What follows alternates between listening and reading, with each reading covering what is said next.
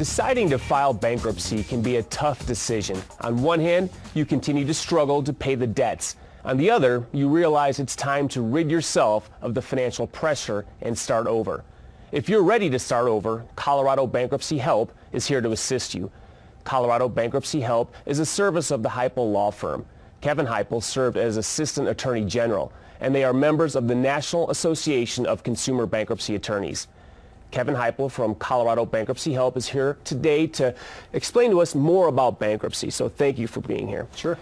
Let's talk about bankruptcy and the stigma that's behind it. I mean, there's such a negative stigma, but really let's talk about the reality of it. The reality is it's a federal law, and it's a federal law that's been around the 1800s. And it's premised on the fact that if it's going to take you more than 5 years to repay your debt, that is involuntary servitude to your creditors, and you deserve relief from it. And with these new credit card statements we're getting, if your credit card statements show that it's going to take you more than 5 years to pay it, you ought to think about bankruptcy. You know, that's a good rule of thumb for people. Now, what are some warning signs, that people should consider the bankruptcy other than the fact that they can't pay it back in 5 years? Sure. The biggest warning sign is the numerical factor. If your unsecured debt is more than 30% of your income, you're never going to pay it off. If you're making $60,000 a year and you got more than $20,000 of unsecured debt, like a credit card, private loan, medical debt, you'll never pay it off. The other indicator is, do you feel like you're captive to your creditors? Do you feel like you have no room to do anything, to buy tires, to buy clothing, because the creditors are taking all your money? And if you feel that psychological pressure along with the numerical factor, you're certainly a candidate for bankruptcy.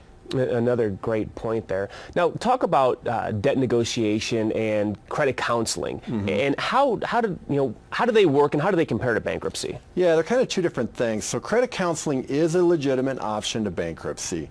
What they do is they take credit card debt, they consolidate it, they put you on a 5 to 7 year repayment plan. But if your unsecured debt again is more than a third of your income, you won't afford the payments, and they'll tell you to file bankruptcy. And before you file bankruptcy, you actually have to do a credit counseling class, which looks at that consolidation. Debt negotiations, where you pay in, you try to get into a pot, and then they go negotiate with the creditors. The problem is you need money, so you have to build up the pot. During that time, you typically get sued, and they'll start garnishing your wages. And the other thing is some creditors do not negotiate. Capital One is a company that will not negotiate debt. American Express will not negotiate the debt. And even if you were successful in negotiating the debt, your credit's destroyed for the next 7 to 10 years, because credit history is based on timely payments. Not that the fact that you made a payment or you settled it and paid it off, it's timely payments. So if you have missed timely payments, your credit sits there bad for 7 years. In a bankruptcy, you come out and 2 years later you have restored credit. And what I mean by that, credit scores in the 700s. You can buy a home under an FHA loan 2 years after bankruptcy. You can buy cars at 6% interest.